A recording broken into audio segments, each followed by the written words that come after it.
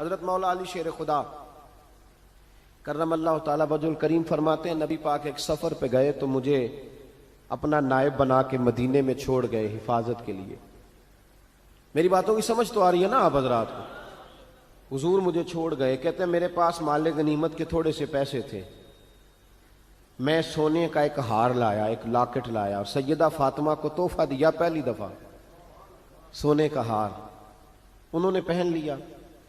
نبی پاک علیہ السلام کا طریقہ مبارکہ یہ تھا کہ حضور جب سفر پہ جاتے تھے تو سب سے آخر میں سیدہ فاطمہ کے گھر جاتے اور جب واپس آتے تو سب سے پہلے آتے، سب سے پہلے.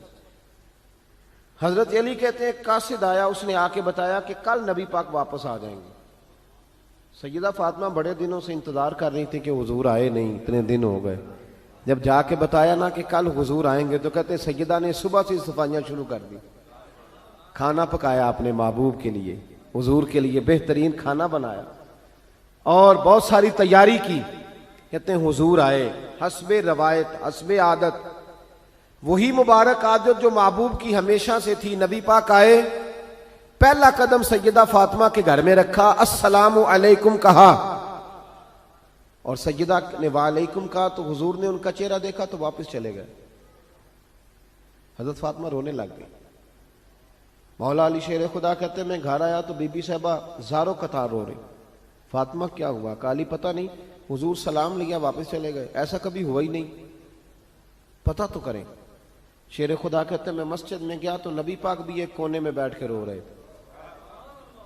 میں نے کہا یا رسول اللہ آپ یہاں رو رہے ہیں، فاطمہ وہاں رو رہی ہے، بات کیا ہے؟ تو نبی کریم علیہ السلام نے فرمایا وہ میری بیٹی ہو کے سونا پہنتی ہے، اگر فاطمہ بھی سونے سے پیار کرے گی تو امت کی غریب بیٹیاں کدھر جائیں گی؟ وہ بھی سونا پہننے لگ گئی ہے، وہ بھی اگر یہ کام کرے گی تو غریبوں کی بچیاں کس کے طریقے پہ چلیں گی؟ وہ بھی سونا پہنتی ہے. حضرت علی کہتے ہیں میں نے کہا یا رسول اللہ انہوں نے نہیں پہنا، وہ تو میں نے لا کے دیا ہے، انہوں نے خواہش نہیں کی. تو محبوب نے فرمایا اسے جا کے بتاؤ. حضرت فاطمہ الزہرا رضی اللہ تعالی عنہا کو جا کر کے بتایا گیا کہ محبوب پاک تو اس بات سے آپ سے ناراض ہے. حضرت فاطمہ نے اسی وقت سونا اتارا، کہا علی جو مدینے میں سب سے غریب گھر ہے اسے دے آ جا کے. بھائی نبی پاک نے انہیں سادگی میں رہنا، پاکیزگی میں رہنا سکھایا، انہیں حسن سکھایا، انہیں عبادت سکھائی. نبی پاک علیہ السلام، یہ تو ساری دنیا بیان کرتی ہے کہ امام حسین نبی پاک کے کندھے پہ بیٹھ جاتے تھے سجدے کے عالم میں تو 72 تسبیحیں حضور پڑھتے تھے. پتہ ہے حضور سکھاتے کیا تھے؟ نبی پاک امام حسین کو سجدہ کرنا سکھا رہے تھے. حضور سجدہ کرنا سکھا رہے تھے، سجدہ کرنا.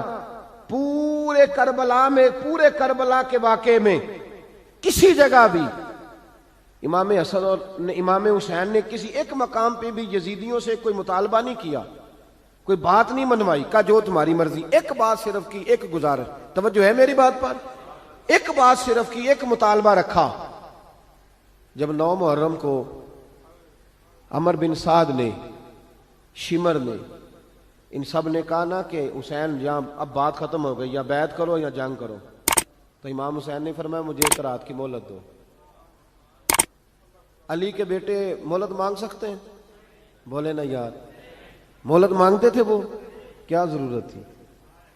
امام حسین نے فرمایا مجھے مہلت دے، ایک رات رہ گئی ہے، میں راج کے سجدے کرنا چاہتا ہوں. سجدوں کے لیے مہلت مانگی، سجدوں کے لیے. توجہ ہے میری بات پر؟ محفلیں لمبی، نمازیں چھوٹی.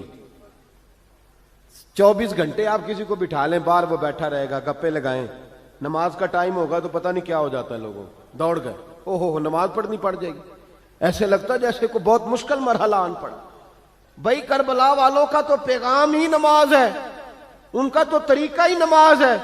امام حسین نے کہا ایک رات کی مہلت، فقط اس لیے کہ میں کھل کے نمازیں پڑھ لوں. ساری رات بڑی باتیں تھی نا، بڑی باتیں. سیدہ زینب سے دکھ سکھ کر سکتے تھے ساری رات، امام زین العابدین کو بڑی باتیں بتا سکتے تھے، بڑا کچھ ہو سکتا تھا.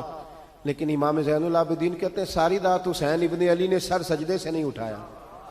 چل تو اس طرح کر، امام حسین تو ساری زندگی ساری رات پڑھتے رہے نا، تو چل ایک رات کی عبادت کر ان کے نام پر، ایک رات ساری جاگ.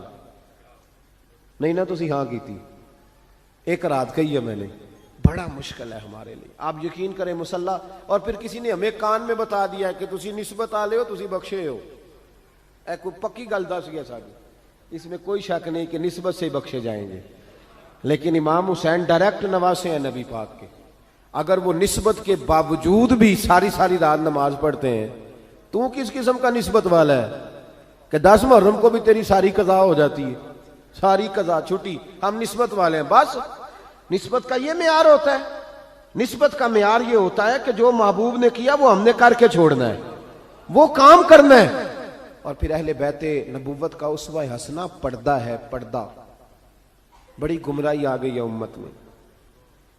اب جو بچی MA MBA کر لیتی ہے وہ سب سے پہلے یہ مطالبہ کرتی ہے کہ ہمارے حقوق برابر کے. اسلام نے عورت کو برابر کے حقوق نہیں دیے، عزت والے حقوق دیے. کون سے حقوق دیے بولیے؟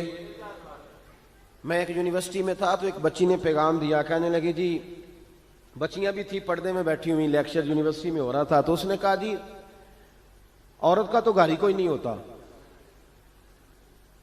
عورت کا تو گھر ہی کوئی نہیں، تو ہم کدھر جائیں؟ میں نے کہا چلیں ادیبانہ انداز میں یہ بات درست ہے، لیکن حکیمانہ انداز میں درست نہیں. عورت کی تو اللہ تعالیٰ نے ذمہ داری بڑی شاندار رکھی ہے. جب تک باپ جوان ہوتا ہے نا، توجہ ہے میری بات پر، جب تک باپ جوان ہوتا ہے تو بیٹی اس کے گھر رہتی ہے. اور جب بچی جوان ہوتی ہے، ابا تھوڑا بوڑھے ہونے لگتا ہے نا، تو اللہ تعالیٰ خامند کی ڈیوٹی لگا دیتا ہے عورت پر. اور جب خامند تھوڑا بوڑھا ہونے لگ جاتا ہے تو بچے جوان ہو جاتے ہیں. تو میں نے کہا بی بی تو سمجھی نہیں، تو کہتی ہے میرا گھر کوئی نہیں.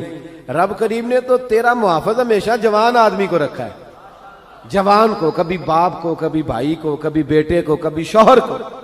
تو یہ کیسے؟ اسلام نے تو تیرے لیے جوان خون تیرا محافظ رکھا. اگر تو سمجھے.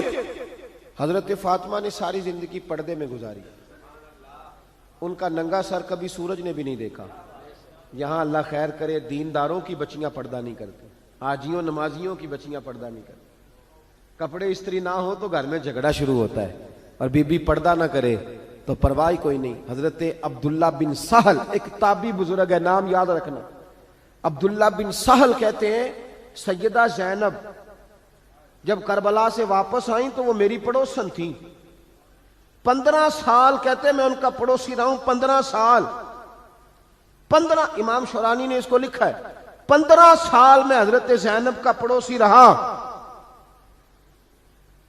کبھی ہوتا ہے نا کہ بی بی برقع پہن کے باہر نکل آتی ہے، بازار جانا ہے، دوائی لینی ہے، کوئی کام ہے. کہتے ہیں 15 سال میں پڑوسی رہا، پر میں نے پردوں میں چھپی ہوئی زینب بھی کبھی نہیں دیکھی. ہوتا ہے نا برقعے میں بندہ بی بی دیکھ لیتا ہے، میں نے پردے میں چھپی ہوئی بھی بی بی کبھی نہیں دیکھی. تو کربلا والوں کا تو طریقہ پردہ ہے، ان کا طریقہ. اب آخری بات سنیں، کربلا والوں کا طریقہ حوصلہ ہے، ہمت ہے. ہمارے ہاں نا خودکشیاں عام، جھگڑا عام، لڑائی عام. اس کی وجہ یہ کہ حوصلہ کوئی نہیں. ذرا سی بات کوئی بندہ برداشت کرنے کو تیار. اہل بیت کا جو طریقہ ہے نا وہ حوصلہ ہے، وہ صبر ہے. وہ چلے محبت کی بات ہے کر دیتا ہوں. ایک بابا جی سے میں نے پوچھا، میں نے کہا جناب صحت کیسی ہے؟ کہنے دکھا نہیں وڈیریاں کر چھڑیا. میں کہا کنی عمر تھوڑی؟ کہنا میں عمر تے ایویں 76 کو سال ہے. تو میں کہا دکھاں تو بغیر بھی ہوں تساں وڈیریا ہی ہونا سی. بس کر دے، دکھوں کو بدنام کیا ہوا بلا وجہ.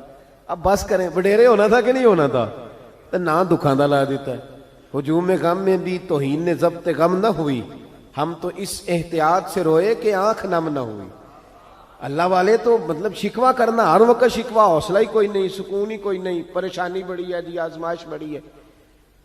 کبھی آپ نے کہیں سنا ہے کہ واقعہ کربلا کے بعد حضرت زینب معاذ اللہ نفسیاتی مریض ہو گئی تھی؟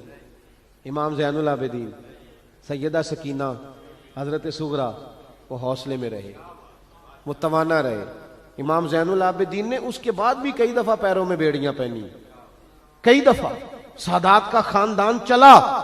یہ جو داتا علی اجویری نے آ کے آپ کو کلمہ پڑھایا یہ بھی سید زادے، سیدوں کا قافلہ رکا نہیں. یہ خواجہ اجمیری بھی سید زادے، غوث پاک جیلانی بھی سید زادے. یہ سادات کا سلسلہ چلتا رہا. بار بار آ کے امت کی قیادت کی ان لوگوں نے. جب دیکھیں نا یہاں کسی بندے کا کٹا ہوا ہاتھ پھینکا جائے نا، بلکہ انگلی پھینک دی جائے تو لوگ ڈر کے بھاگ جائیں گے، کسی کا، اپنے کسی کا نہیں، کسی کا، کیونکہ انسان کا وجود کٹ جائے تو دہشت پیدا ہوتی، آپ ڈر کے بھاگ جائیں گے۔ امام حسین کا کٹا ہوا سر، توجہ ہے میری بات پر؟ ذرا غور کرنا، بندے کا سر کٹ جائے، ہم سنتے ہیں بات پر غور نہیں کرتے۔ دھاڑ ان کا پڑا تھا کربلا میں، کٹا ہوا سر، زلفیں، پگڑی، کٹا ہوا سر نیزے پہ، آگے آگے سر جا رہا ہے، پیچھے سیدہ زینب جا رہی، با پردہ یزید کے دربار میں پہنچی، بی بی صاحبہ پردے میں بیٹھ گئی۔ یزید کہنے لگا دیکھ لو اللہ نے مجھے عزت دی اور میرے دشمنوں کا معاذ اللہ کیا حال ہوا۔ جب اس نے یہ کہا نا تو حضرت نعمان بن بشیر صحابی بیٹھے تھے، اور ساتھ کہتے ہیں میرے ایک نابینا صحابی بھی بیٹھے تھے۔ حضرت نعمان بن بشیر کہتے ہیں کہ جب اس نے یہ کہا نا کہ اللہ نے مجھے عزت دی اور نقل کفر کفر نہ باشد، میرے دشمنوں کا یہ حال ہوا، تو کہتے ہیں سیدہ زینب وہاں سے اٹھ کے کھڑی ہو گئی، با پردہ سیدہ زینب کھڑی ہوئی، اور فرماتے ہیں اس طرح نہیں کھڑی ہوئی کہ بیویاں روتی ہیں تو کہتی ہیں ہائے یہ ہو، اس طرح نہیں، حوصلہ، ہمت، اور جس طرح کوئی سیاںا خطیب خطبہ پڑھتا ہے اس طرح سیدہ نے خطبہ پڑھا، پہلے اللہ کی حمد کی، پھر نبی پاک پہ درود پڑھا، اور پھر قرآن پاک کی آیت پڑھی وَتُعِزُّ مَن تَشَاءُ وَتُذِلُّ مَن تَشَاءُ، یہ آیت پڑھی۔ کہتے سیدہ کی آواز میں وہ روب تھا، وہ گرج تھی، وہ وقار تھا، وہ اطمینان تھا کہ وہ نابینا صحابی میرا گھٹنا ہلا کے کہنے لگے نعمان علی آ گئے ہیں دربار میں، علی آ گئے ہیں، جبریل امی بول رہے ہوں جیسے، حکمت کے گوہر رول رہے ہوں جیسے، دربار دمشق میں بی بی زینب کا خطاب منبر پہ علی بول رہے ہوں جیسے۔ کہا یہ تو حضرت علی کی آواز، علی آ گئے کیا، علی آ گئے؟